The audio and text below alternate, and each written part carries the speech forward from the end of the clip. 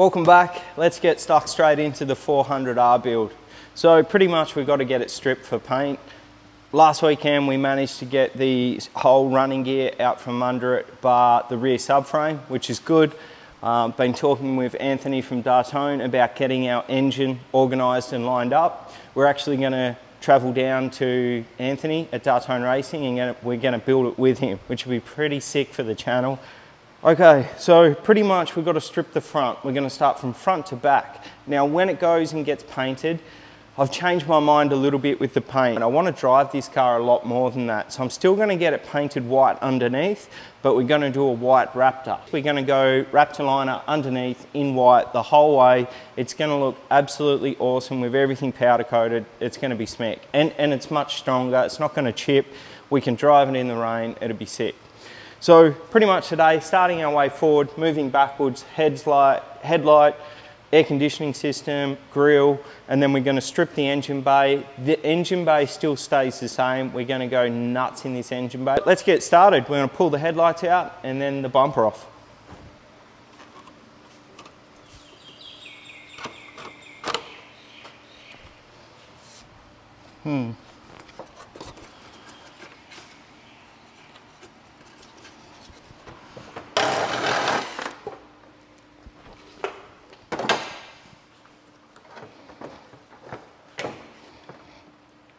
So we're going to replace these headlights anyway. I'm going to try and get a set of Series 2 or at least a good set of these Series 1s. The Series 2 headlights are and Series 3 are the Xenon ones and they look so much better. But we want to keep it period correct too. So puts it in a hard place, but that one there, like it's all damaged here.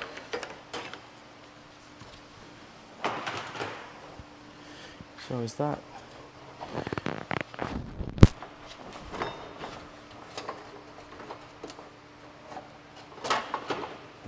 Still attached somewhere. Oh, there's one under there. Little cheeky bugger in the middle.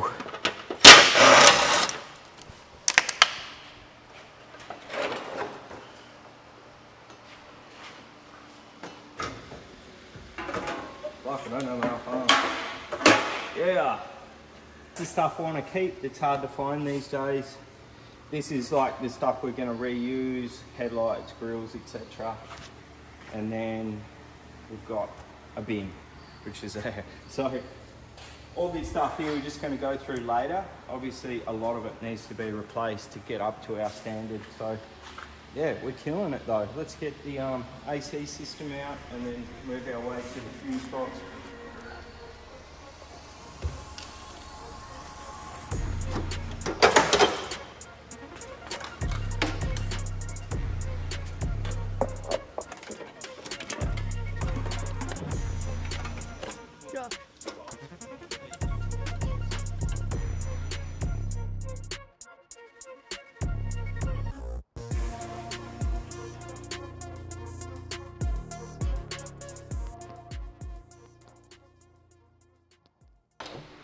Just dropping the subframe.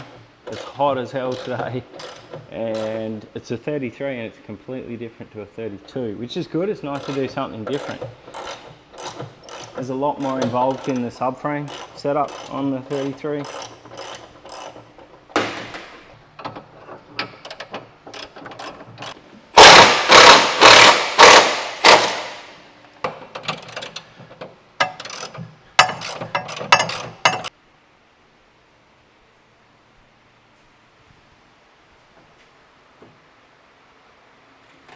Whoa.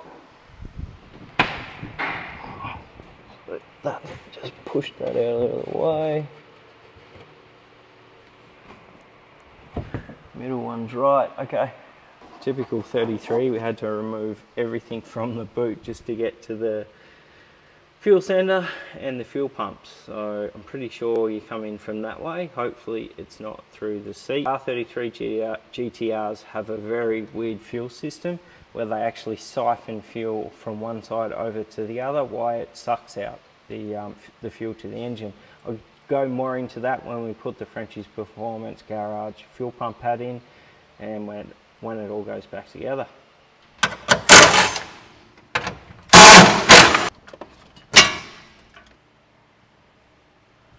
So now, should be able to go up.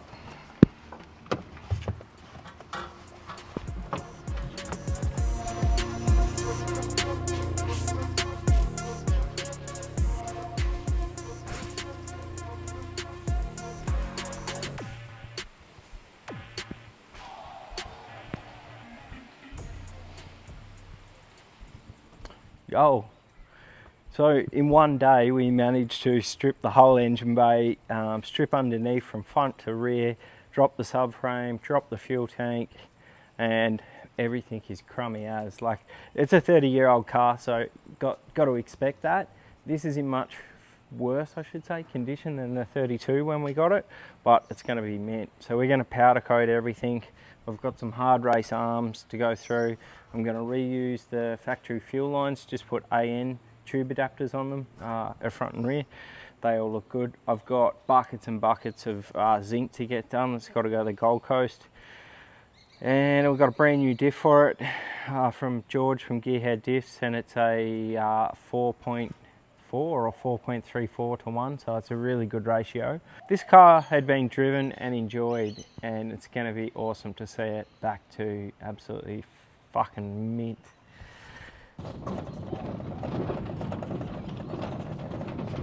How cool is this? So this is the factory RB26 in all its glory. So I've got to get this thing stripped down ASAP and get the block to Anthony at Dartone Racing. Approximately 10 hours later.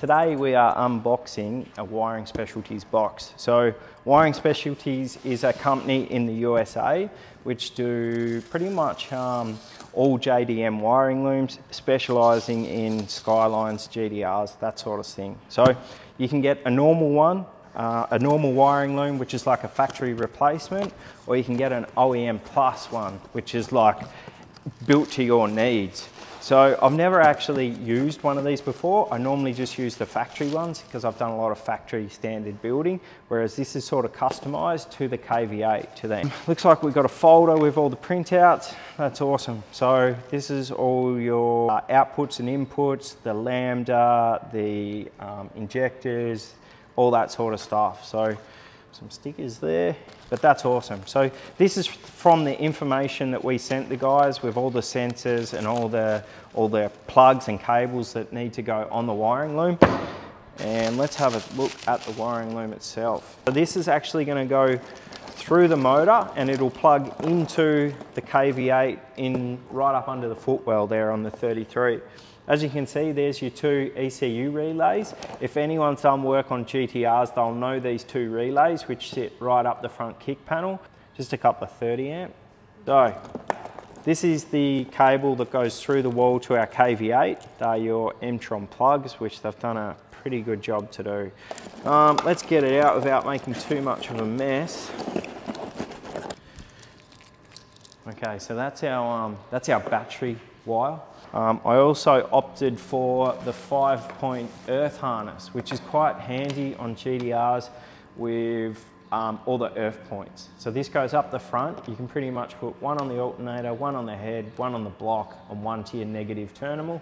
We've also opted for the plug to go through the wire, the firewall. So that's actually nice and handy. Nice big plug. So we slide this on the wiring loom, and it actually goes into the factory hole in the harness, in the firewall. So you don't even have to drill out the firewall. It just goes straight in the factory place. These are some relays for the fans in the front.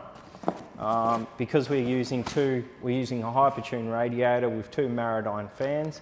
We're not running a PDM in this car, so there's a couple of fuses for the fans. Pretty cool. Now, let's get this bad boy up on here. So this is actually pretty awesome. Everything's labelled. That's an aux sensor. So this bit here has come unterminated. Okay, so that goes at CAM. That's your cam angle. This is awesome. So to me, the value for money for this wiring loom is just, you can't do it yourself for this price. I'm pretty stoked on this. Can't thank the guys at Wiring Specialties enough. I've been on the emails with them for the last 6 months setting this up. So Wiring Specialties, we'll put a link in here somewhere, and yeah, check them out.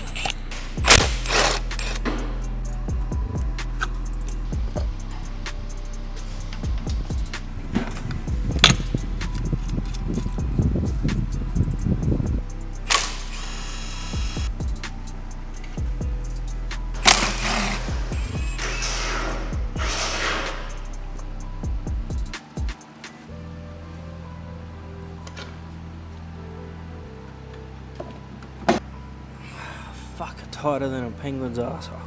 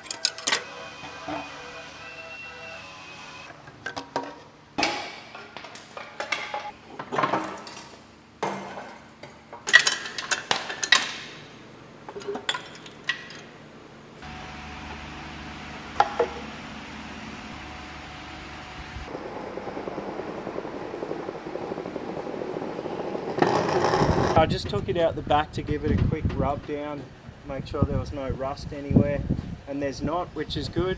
There's a couple of little bits that we need to get fixed up. There's a bit of a dent underneath one of the side skirts, which is fine. We'll just leave it, like tidy it up and leave it there because you don't see it. It'll actually cause more work, I think, to try and repair it. So we'll leave that there. But yeah, she's looking good. It's about to be pissed in. Fuck, I won't turn the corner.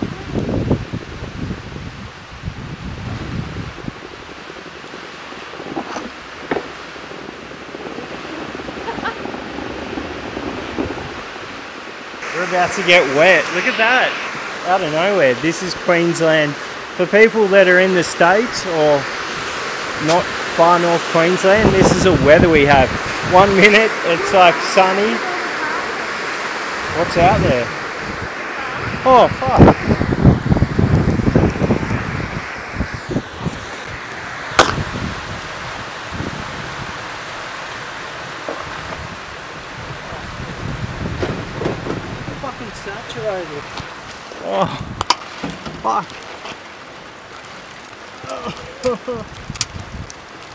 Nice to see Kelly giving me a push. Holy shit! The fucking thunderstorm. We're going to end the video there. We've had a huge, probably 2 or 3 days stripping the shell down, getting it ready, pulling the rear subframe down, which is ready for powder coating. I took in a massive box full of stuff to powder coating today. Everything's underway. We've got heaps going on. We're going to see some new parts arrive shortly, which will be cool. We'll go through all the build. We've got some awesome products to go through. We've also got to do a massive list to Kudos and to PRP. As for the 32, that is pretty well back in action, and we are just waiting on the oil blank off plate from PRP. I'll go into it. So pretty much for the 32, this is our oil blank off plate where the oil pump normally sits. Now we are running a Callie's crank in this 3.2, so it's an RB crank, but it's a Callie's crank, and the snout is 45mm instead of 35mm. So that left us with a really small sort of front crank seal, extremely small. So I spoke to Herman and he sorted it out straight away for me. He designed a whole new oil blank off plate to suit that bigger front crank seal. So that should arrive tomorrow. Can't thank him enough for that. He really went out of his way to help and design a better oil blank off plate which suits us. I'm pretty pumped on that. PRP have been a huge help in building this car. Yeah, so that's it. Take it easy. Don't forget to like, comment and subscribe. See you next time.